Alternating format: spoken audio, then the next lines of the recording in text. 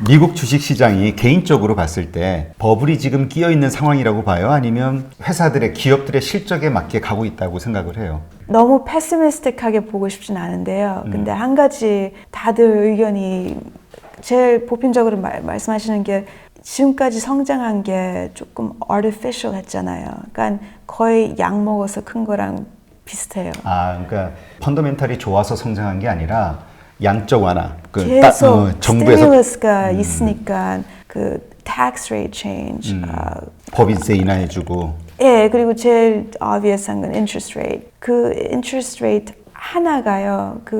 when we talk about low interest rate, 그게 한 가지만 한 레벨만 이렇게 affect 하는 게 아니라 소비자 심리까지 다 이렇게 affect 하잖아요. 금리를 낮추는 거. 네. 집 사는 것부터 뭐 회사에서 새 컴퓨터, 새 equipment 투자하는 거, like 인플루언스가 없는 구석이 없었어요, 미국에. 다 그 영향력이 뻗어 나가니까. 예. 일단 뭐 아까 얘기했던 쌍계 비지떡이라고 공돈 같은 거지. 막 싸게 돈을 빌려주니까 이자 생각해보면 얼마 안 하니까 막 쓰는 거죠. 근데 사실은 그 모든 미국의 그런 경제 성장이라는 건 결국 그 미국 국민들의 빚에 의해서 지금 성장하고 있는 거잖아요. 빚으로 지금 막 돈을 쓰고 있는 거잖아요. 그렇죠. 그러니까 펀더멘탈은 안 좋은 거죠, 사실은. 그것도 이렇게 disagree, 그것도 debate 많아요. 아, 의견들이? 예, 예를 들어서 최근에 들은 말은 그 sharing economy, gig economy, 그 뭐 우버 그런 거 그거는 정확히 그 정부 숫자에 안 나와 있다. 그래서 그런 new growing sources of productivity는 생산성. 아, 생산성? 예. 그게 우리가 알고 있는 매트릭에서 캡처가 안 된다. 아, 그러니까 이 기업이 얼마만큼의 생산성을 가지고 있는지 새로운 산업이다 보니까 기준이 없으니까 이게 얼만큼 해야 잘하는 건지 얼만큼 해야 얼만큼 벌어들이는지 이걸 모르니까 그래서 그 definition조차가 불확실하다. 그게 I thought 그게 interesting. 그 사실 뭐 지금 우버 얘기도 나왔으니까 그렇긴 한데 테슬라 같은 경우도 그렇고 사실은 되게 적자를 보고 아직은 뭐 정말 말도 안 되는 재무제표를 가지고 있는데 기업 가치는 엄청나게 높잖아요. 이러한 기업들이 미국에 이렇게 되게 많은데 결국 이러한 산업들이 뭐 아마존처럼 나중에 뭐 5년, 10년 후에 이렇게 성장할 거라고 그렇게 좀 헤지펀드 애널리스트들이 바라보고 있나요? 아니면 좀 부정적으로 보나요?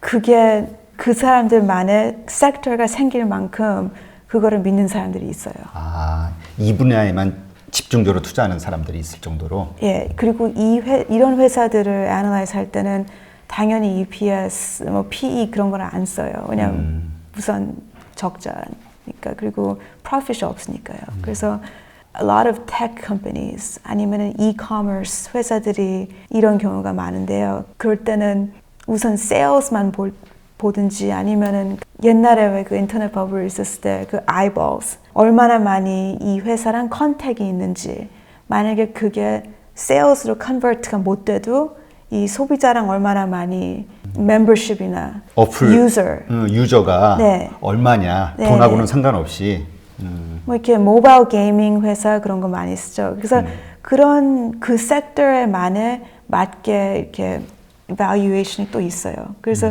그게 다 버블이다 그렇게 말할 수는 없어요. 아, 그래요. 미국의 그 개인들 있잖아요. 개인 투자자들 같은 경우는 자기가 투자할 만한 회사들을 그 정보를 찾는데 있어서 어떤 사이트들을 많이 이용해요? 여러 가지 있어요. 많죠. 네. 제가 좋아하는 사이트가 몇몇 있는데요. 이거 개인적인 투자자들도 많이 있고요. 프로들도 많이 있고 흔히 Zero Hedge 많이 보고요. 제로 헤지? 네. 제로 헤지. 그리고 Value Walk. Value Walk. 예. 그리고 조금 더 프로들이 많이 보는 건 Value Investors Club, Seeking Alpha, 뭐 되게 많아요. 많이 있겠네. 그러니까 그런 것들은 다 그냥 무료로 다 볼 수 있는 정보들인 거예요? 무료도 있고 유료도 있어요. 유료도 있고. 근데 이제 사실 전문가들이 보는 그 뭐죠? 그 사이트는 채널은 따로 있죠. 그러니까 지금 말한 거 몇 개가 그렇고요. 얼마나 많이 보는지는 모르겠는데 제가 즐겨보는 채널이 있었어요. Real Vision이라고. Real Vision. 그 매크로 좋은 얘기를 많이 해요. 매크로 쪽으로. 네, 근데 그건 비싸서 제가 끊었어요. 그래요. 뭐 보니까 헤지펀드 매니저들은 그 뭐죠? 그 블룸버그 터미널이라고 해서 네. 그거를 많이 이용한다고. 저는 무인도에 빠지면요 그거 하나 있으면 돼요. 블룸버그 터미널만? 네. 그 뭐 연간 사용료가 상당하죠. 엄청나요. 네. 3만 불? 그 정도 할 거예요. 적어도. 그러니까 결국은 어쨌건 개인 투자자들보다는 더 디테일하고 더 깊숙한 정보를 빠르게 헤지펀드 투자자들은 애널리스트들은 받아보는 거잖아요. 네. 그러니까 우리가 사실 단타, 그러니까 짧은 숏 거래 같은 거를 할 때는 개인들이 이길 수가 없는 거잖아요. 정보력에서 떨어지니까. 그렇지 않나요? 글쎄, 그렇게 믿고 싶지가 않아요. 왜냐면은 그 유명한 분들이 하시는 얘기가 그래도 value investing의 원칙을 지키면은 또 피터 린치가 또 그거에 피터 린치. 예, invest in what you know. 다 섹터마다 다르겠죠. 근데 그러면은 I guess most obvious solution is 그렇게 quick trading에 맞는 타겟을 고르지 말고 이렇게 개인적으로 더 맞는 이렇게 조금 더 buy and hold 스타일, 그러니까 좋은 비즈니스. 결국은 이렇게 조금 길게 가져가면서 그 할 수 있는 그런 주식들로 하면 된다. 저는 개인들도. 그쪽으로 가고 싶어요. 왜냐하면 너무 유행 타고 이렇게 up and down 이렇게 volatility가 심한 거는 I agree. Like 그 short term trading 필요한 그런 데이터가 우선 부족하잖아요. 정보가 부족하니까 그 개인들이 그런 거 했다가는 손실을 볼 확률이 더 높죠. 아무래도. 예, 그냥 조금 미안하고 억울하죠. 왜냐하면 그 사람들은 불공평하게 우리가 되게 비싸게 사는 데이터가 있거든요. Like, just for example, 그 consumer retail 할 때 credit card 미국에서는 그 credit card 데이터예요. 그러니까 소비자가 그 transaction data 뭘 썼는지 그거를 이름은 다 가리고요. It's totally anonymous. 그거를 이렇게 big data처럼 빅데이터로. 네, 그것만 판매하는 회사가 있어요. 아, 그 불법이 아니에요? 아니에요. 그 신용카드 사용 우리는 그런 게 좀 어려운데, 그러니까 어쨌든 신용카드 사용한 사람들의 어떤 이런 데이터를 볼 수가 있으니까 예. 결국 소비 패턴을 알 수가 있는 거잖아요. 네, 그 패턴만 알려주는 거예요. 그러니까 그 개인적인 정보는 하나도 없고요. 그거는 다 클린업해서 특히 뭐 월마트에 요번 쿼터에 그 사람들이 작년에 비교해서 한 5% 더 많이 갔는지 안 그럼 네게티브 5% 그런 도움이 돼요. 그렇군요. 근데 요즘은 다 그거 있어요. 정보를 쉽게 빠르게 네. 할 수 있으니까, 그러니까 아까 얘기대로 진짜 이게 쇼텀으로 거래를 한다고 했을 때는 정말 따라가기가 힘들겠다는 생각이 들어요. 개인들이. 네. 더 하기 좋은 회사가 너무 많으니까요. 그러니까 왜 굳이 그렇지. 그런 고생을 해서. 왜 위험하게? 네. 더 그냥 좋은 회사에다 좀 이렇게 안전하게 묻어두고 시간을 좀 두고 기다리면 되는데. 저는 그렇게 할 것 같아요. 한국에서 좀 궁금해하는 것 중에 하나가 월가에서 월스트리트의 그 헤지펀드 매니저들이라든가 금융 쪽에서 일하는 사람들이 트럼프의 현재 그 미국 우선주의라든가 이런 거 있잖아요. 그 보호무역주의. 네. 이런 거에 대해서 찬성하는지 혹은 왜냐면 어떤 얘기가 있냐면 트럼프가 저렇게라도 하니까 지금 이 정도가 버텨지는 거야 라고 말하는 사람도 있고, 이렇게 해서 지금은 뭐 이렇게 가지만 얼마 있다 엄청난 그 후폭풍이 네. 데미지가 올 거야. 양쪽 의견이 좀 틀려서. 거기는 네. 어때요? 우선 제가 알기로는 이 얘기를 굉장히 꺼려하세요. 아예 말하는 것 자체를. 네. 왜냐하면 지금 트럼프에 이렇게 대놓고 나 트럼프 찍었어 그럴 사람이 그럴 자신이 좀 없는 것 같아요. 그분들이. 트럼프를 지지한다 해도? 네. 속으로는 지지를 해도 아마 속으로 지지하는 분들 많이 계실 거예요. 근데 그 말을 못 해요. 추방당해. 그건 과장이고요. 제가 한 가지가 트럼프가 좀 달리 했으면 우선 그냥 말이 너무 왔다 갔다 하니까요.